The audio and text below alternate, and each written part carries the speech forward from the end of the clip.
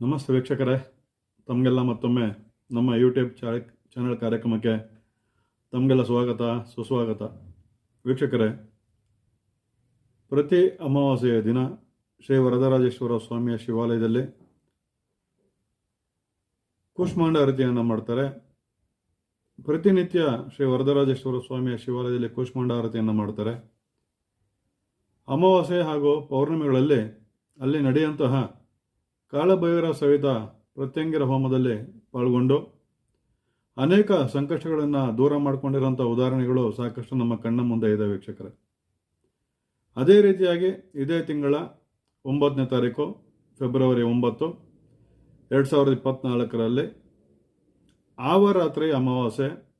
ಈ ಆವರಾತ್ರಿ ಅಮಾವಾಸ್ಯೆಯಲ್ಲಿ ಯಾವುದೇ ಒಂದು ದುಷ್ಟಶಕ್ತಿಗಳ ಕಾಟ ಇರ್ಬೋದು, ಮನೆಯಲ್ಲಿ ಒಂಥರ ಕಾಡಾಟಗಳಿರ್ಬೋದು, ಈ ರೀತಿ ತೊಂದರೆಗಳಿರುವಂಥವರು ಈ ಅಮಾವಾಸ್ಯೆ ದಿನ ಶ್ರೀ ವರದರಾಜೇಶ್ವರ ಸ್ವಾಮಿಯ ಶಿವಾಲಯಕ್ಕೆ ಬಂದು ಕಾಳಭೈರವ ಸಹಿತ ಪ್ರತ್ಯಂಗಿರ ಹೋಮದಲ್ಲಿ ಪಾಲ್ಗೊಳ್ತಾರೆ. ಅನೇಕ ಜನರು ನನಗೆ ಮೊನ್ನೆ ಗುಜರಾತಿಂದ ಒಬ್ಬರು ಕರೆ ಮಾಡಿದ್ದಾರೆ, ಗುರುಗಳೇ ನಾವು ಏನು ಮಾಡಬೇಕು, ದೂರದಲ್ಲಿದ್ದೀವಿ, ನಾವು ಹೋಮಕ್ಕೆ ಪಾಲ್ಗೊಳ್ಬೇಕು ಅಂತ ಹೇಳ್ತಾರೆ.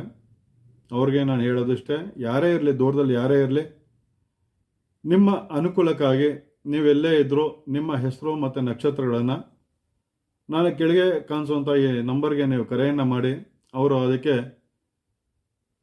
ಎಲ್ಲ ರೀತಿಯಾದ ಮಾಹಿತಿಗಳನ್ನು ನಿಮಗೆ ಕೊಡ್ತಾರೆ. ನೀವು ದೂರದಲ್ಲೇ ಇದ್ದರೂ ನೀವು ಈ ಹೋಮದಲ್ಲಿ ಪಾಲ್ಗೊಳ್ಬೋದು. ನಿಮ್ಮ ಹೆಸರು ನಕ್ಷತ್ರ ರಾಶಿಗಳನ್ನು ನಾನು ಕೊಟ್ಟಂಥ ಕೆಳಕಂಡ ಸಂಖ್ಯೆಗೆ ಕರೆಯನ್ನು ಮಾಡಿ ಅವರಿಗೆ ನೀವು ದೇವಸ್ಥಾನಕ್ಕೆ 900 ರೂಪಾಯಿಗಳನ್ನ ನೀವು ಕಟ್ಟಿ ನಿಮ್ಮ ಹೆಸರಲ್ಲಿ ಸಂಕಲ್ಪ ಮಾಡಿ ಮೆಣಸಿನಕಾಯಿಯಿಂದ ಹೋಮವನ್ನು ಮಾಡಲಾಗುತ್ತೆ ಅಲ್ಲಿ.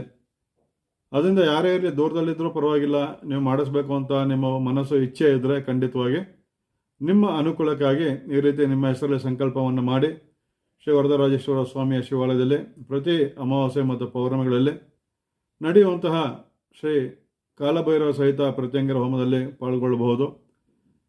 ಹಾಗೆ ಅನೇಕ ಜನರು, ಸಾವಿರಾರು ಜನರು ಇಲ್ಲಿವರೆಗೂ ಪಾಲ್ಗೊಂಡು ಅನೇಕ ತೊಂದರೆಗಳನ್ನ ನಿವಾರಣೆ ಮಾಡಿಕೊಳ್ಳುವಂಥ ಉದಾಹರಣೆಗಳು ಸಾಕಷ್ಟು ನಮ್ಮ ಕಣ್ಣ ಮುಂದೆ ಇದೆ ವೀಕ್ಷಕರೇ.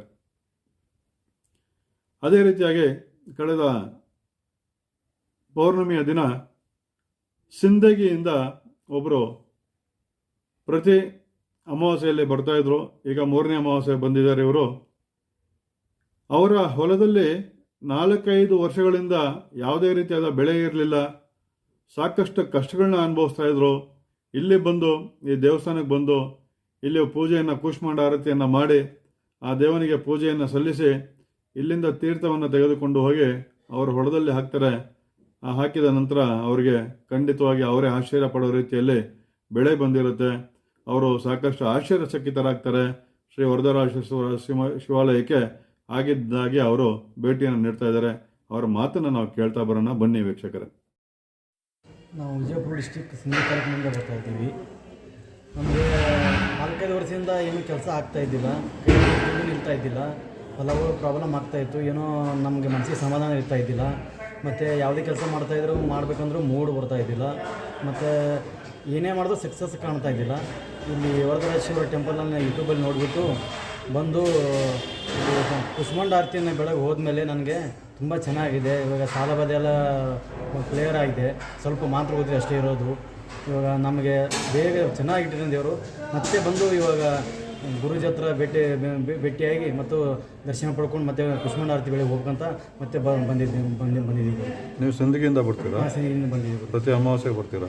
ಇಲ್ಲ ಗುರುಜಿ, ನನಗೆ ಬರ್ಬೇಕಂತ ಮಾತಂದ್ರೆ ಬರ್ತಾಯಿದ್ದೀವಿ. ಅಂದರೆ ಇವಾಗ 2-3 ತಿಂಗಳಾಯ್ತು ಸರ್ ಗುರುಜಿ ಅಮಾವಾಸ್ಯೆಗೆ ಬಂದು ಹೋಗ್ಬಿಟ್ಟು. ಮತ್ತೆ 3ನೇ ಸರ್ತಿ ಬರ್ತಾ ಇರೋದು. ತುಂಬ ತೊಂದರೆ ಆಯ್ತಾ? ಮೊದಲು ತೊಂದರೆ ಆಯ್ತು ಗುರುಜಿ. ಏನು ಯಾವುದೇ ರೀತಿಯ ಕೆಲಸನೇ ಆಗ್ತಾ ಇದ್ದಿಲ್ಲ, ಏನೇ ಮಾಡಿದ್ರು ಲಾಸ್ ಆಗ್ತಾಯಿತ್ತು. ಇಲ್ಲಿ ಬಂದ ಮೇಲೆ ಒಳ್ಳೆ ಚೆನ್ನಾಗಿದ್ದೀವಿ, ದೇವರು ಚೆನ್ನಾಗಿದ್ದೀವಿ ಗುರುಜಿ.